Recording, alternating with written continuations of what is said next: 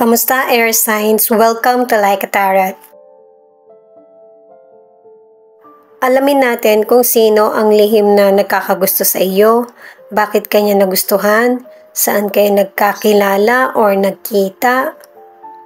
Alam mo ba yung feelings niya?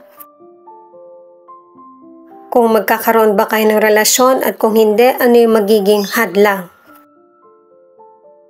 Para sa mga bagong viewers, ang reading na ito ay timeless reading, general reading at guide po lamang kaya hindi magre-resonate sa lahat. Kunin mo lang yung akma sa sitwasyon mo. Posibleng karelasyon mo na siya or kakilala, ikaw na yung bahalang tumukoy. Nagkaroon ng bagong simula sa buhay nyo nitong secret admirer mo. At posibleng nagkakilala kayo sa lugar na pareho kayong hindi familiar. Pwedeng sa ibang bansa or sa Pilipinas lang na lugar na hindi nyo kinalakihan.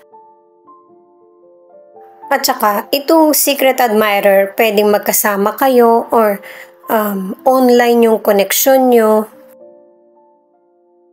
Nakadalawang cards na para sa ibang bansa, ibang kultura at ibang salita. Pero ang ilan sa inyo, nakilala mo na itong secret admirer mo at hindi kayo magkasundo. May posibilidad na may connection na kayo noon or nagpapapansin itong secret admirer. At ang advice ng cards na ito, na kung meron ka mang issue sa secret admirer, ay i-let go mo ito. Para walang rason na hindi ma-delay yung mga minamanifest mo. At pati na rin yung minamanifest niya or goal na gusto niya makamit sa buhay. At saka ikaw or yung person na ito, hindi kayo napagkakamalan na foreigner sa lugar kung nasan man kayo.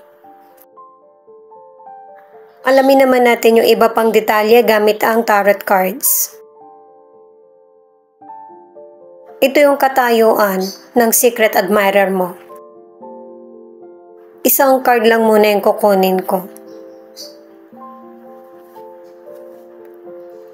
Two of Pentacles. Itong person na ito ay sobrang nagsusumikap para sa ikakabuti ng future niya. Meron siyang dalawang bagay na pinagsasabay, pwedeng love, career, or dalawang career. Kasi nagkakaroon siya ng problema sa career, pati na rin sa financial, kaya pinagsusumikapan niya na magkaroon ng improvement yung buhay niya. At saka nakadalawang cards na itong person na ito, yung trabaho, may connection sa internet, writing. Meron din siyang talent na napagkakakitaan niya. At saka makikilala mo itong secret admirer sa panahon na busy siya or maganda yung takbo ng karir niya. Nagkakilala kayo ng person na ito sa panahon ng tag-init. At saka kahit naman holiday sa lugar niya, yung weather ay mainit pa din. Hindi katulad sa ibang lugar na malamig na yung panahon kapag holiday season. Ito pa yung ibang cards para sa detalye. The Hermit at Four of Wands. Itong person na ito ay mas gusto niya na mapag-isa. At ito yung kabaliktaran yung dalawa, na ikaw, masayahin na person, pero itong secret admirer ay seryoso. At isa ito sa nakikita niyang magandang katangian mo. At saka, hindi pa niya sinasabi sa iyo yung feelings niya. Kumbaga, tinitingnan ka lang niya sa malayo. Ang isa sa nagustuhan sa iyo ng secret admirer ay yung smile mo, yung fashion mo, at saka magandang pangangatawan.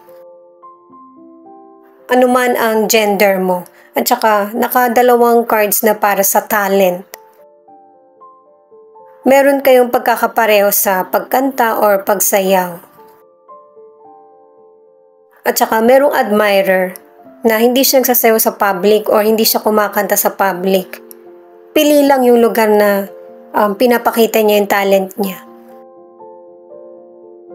Magkikita kayo ng person na ito sa trabaho.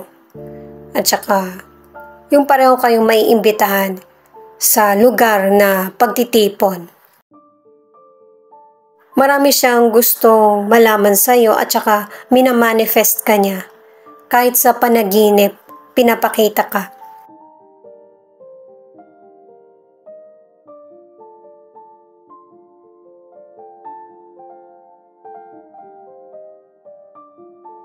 King of Cups at Two of Wands.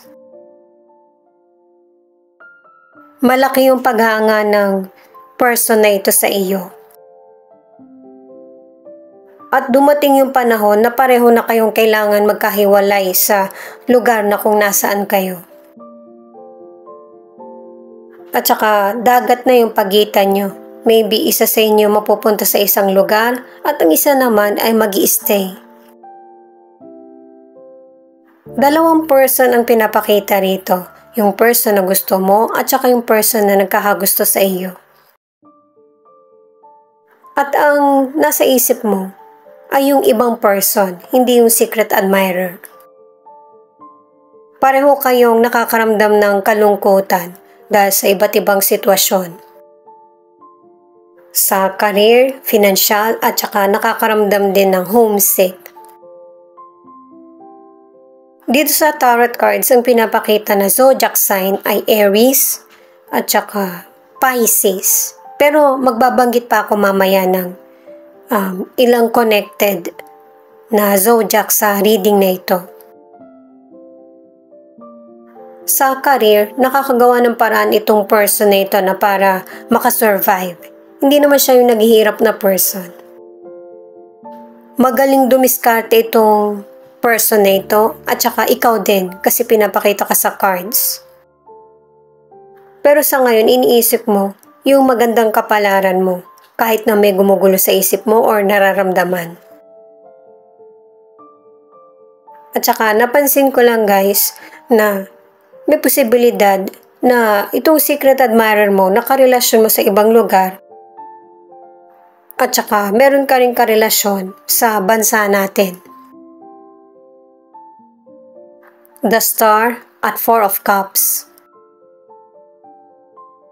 Ano man ang sitwasyon mo sa buhay, merong paraan para matapos ito at magkaroon ng solusyon. Kasi magiging kalma na yung situation mo. Kaya lang sa ngayon, hindi ka pa ready na harapin kung ano yung makakabuti para sa iyo.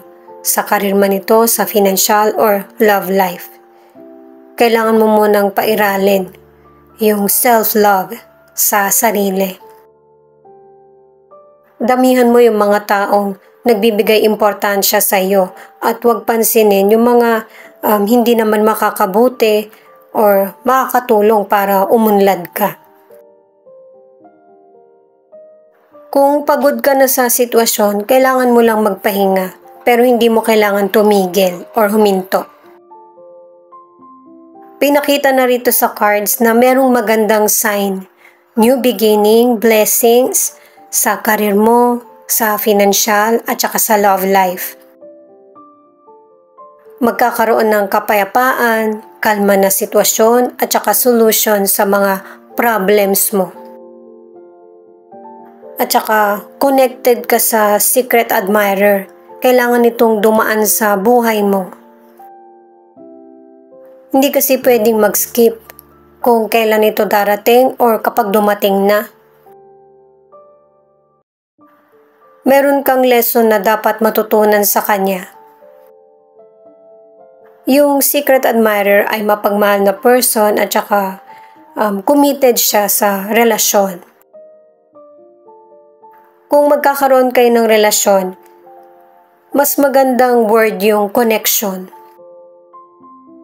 Kasi magkakaroon ng chance na hindi kayo magkakasama na sa trabaho or sa isang lugar. Ganon din ito guys, isa talaga sa inyo yung nagta-travel. Yung bang hindi napipirme na matagal sa isang lugar, lalo na kung hindi niya ito bansa. Itong admirer na tinutukoy, ang ilan sa inyo, yung admirer mo ay ibang lahi pero hindi halata. Pwedeng mix or half yung nationality niya. At saka yung connection nyo ay mabilis yung pangyayari kung magkaroon man kayo ng relasyon o yung maging close kayong dalawa. Hindi mo siya magugustuhan sa umpisa kahit na maging magkaibigan man. Pero mapapansin mo yung kabutihan sa kanya na kahit hindi kayo magkarelasyon or MU man kayo, ay ginagalang ka niya or mas naging close kayong dalawa. Kumbaga, friendship yung start. Malaki din yung posibilidad na pupuntahan ka niya kung saang lugar ka man naroon. Or magkakaroon kayo ulit ng koneksyon. May posibilidad na magkasama kayo ulit sa isang lugar or magkita. Ito yung start na mapapansin mo na special yung trato niya sa iyo. At saka matutunugan mo din na itong secret admirer ay interesado sa iyo or crush ka niya. At saka sa mga cards, pareho kayo ng person na good health. At saka health conscious din itong person. Maybe nag-gym siya or nag-exercise. Malakas ang pangangatawan ng person na ito. At saka active din siya. Hindi ka mahihirapan na pakisamahan siya kasi marunong siya makibagay. Kuha pa tayo ng additional cards para malaman pa natin yung ibang detalye. At saka i-add ko lang yung magandang paikitungo ng secret admirer. Natural niya na ito. At saka napansin ko lang sa cards, di ba nga ang ilan sa inyo meron kang naiwang karelasyon sa bansa natin. Kung hiwalay na kayo, ito na yung pagbabago mangyayari sa buhay mo. Pero kapag kayo pa din, mahihirapan kang ipaunawa sa person na nakarelasyon mo kung ano yung nangyayari sa iyo. Pareho talaga kayong na-attract sa isa't isa. Pwedeng alam mo na ito or hindi pa naaamin sa iyo. Naging close ka dito sa secret admirer Marami kayong mga panahon na may pag-uusap at saka magkasama. Guys, kunin nyo lang yung akma sa sitwasyon nyo Kung ano ipakita yun yung sasabihin ko sa inyo. Itong deeply naman, di ba nga pupunta itong person na ito kung saan ka naroon. Ito pa rin pinapakita Pumunta na siya pero gusto pa ulit bumalik. Or talagang gusto kanyang makasama ng mas matagal. Kaya ito yung ginagawa ng secret admirer, yung kakaisip at saka minamanifest ka kasi sobrang namimiss ka ng person na ito. Sobrang saya kasi niya kapag magkasama kayo. Yung connection mo sa kanya ay hindi niya makalimutan. Ito yung isa sa happiness niya. At feeling ng person na ito ay first time niya na ma-in love. Ibang-iba yung naging connection nyo kumpara sa mga nagdaan. Naging kayo man or meron pa lang kayong koneksyon, nirerespeto ka ng person na ito kung ano yung mga gagawin mong desisyon or gusto. Nakuha mo din yung respeto ng secret admirer kasi marami kang magandang katangian na naipakita sa kanya. Siya nga pala, thank you sa mga nag-like, share, comment, and subscribe. Ingat po kayo palagi saan man kayo naroon. Ito naman yung mga charms para sa kung ano pa yung ibang detalye. At saka sa reading, hindi ako nagbibigay ng saktong dates kasi hindi naman sinasabi din ng guide Kung ano lang ipakita para maging aware ka sa mangyayari. At saka sa panahon na magkikita kayo, sulitin mo na kung ano yung mga gusto mong gawin, kung ano yung gusto mong sabihin para may clarity sa connection nyo.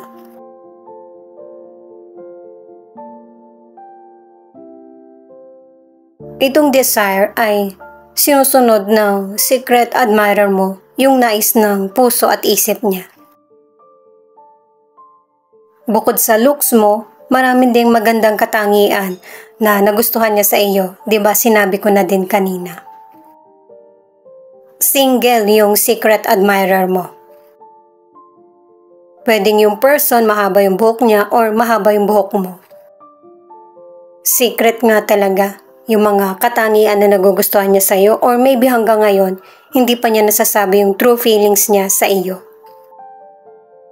Pareho kayong may katangian nito, yung maalalahanin.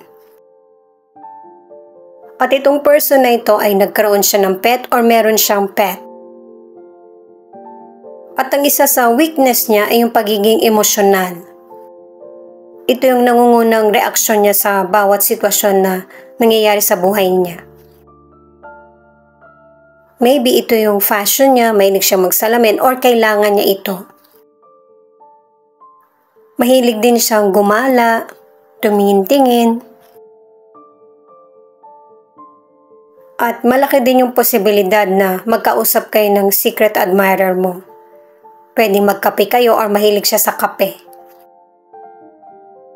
Yung intention sa'yo ng person ay guided ng spirit guide at saka pure. Ganon din ito yung ibig sabihin na guided yung person, nakadalawang words na. Protective din siya na person, lalo na sa mga taong close sa kanya or mahal niya.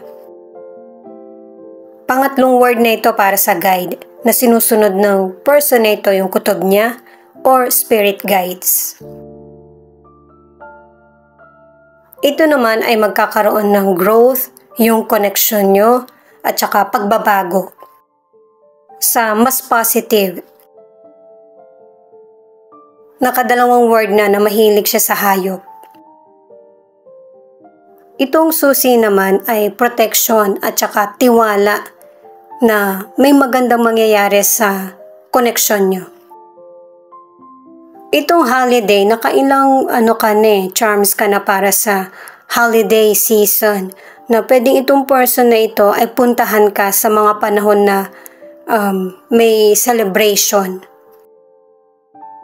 Itong dice na 1 ay pwedeng month, day, week, or year na espesyal sa inyong dalawa. Alamin naman natin kung ano pa sa 12 zodiac sign ang ipapakita sa reading na ito. Cancer, Pisces, Virgo, Sagittarius, Libra, Leo, at Gemini. Ito naman hindi lang initial, kundi nandito yung ilan sa letra ng pangalan ng secret admirer.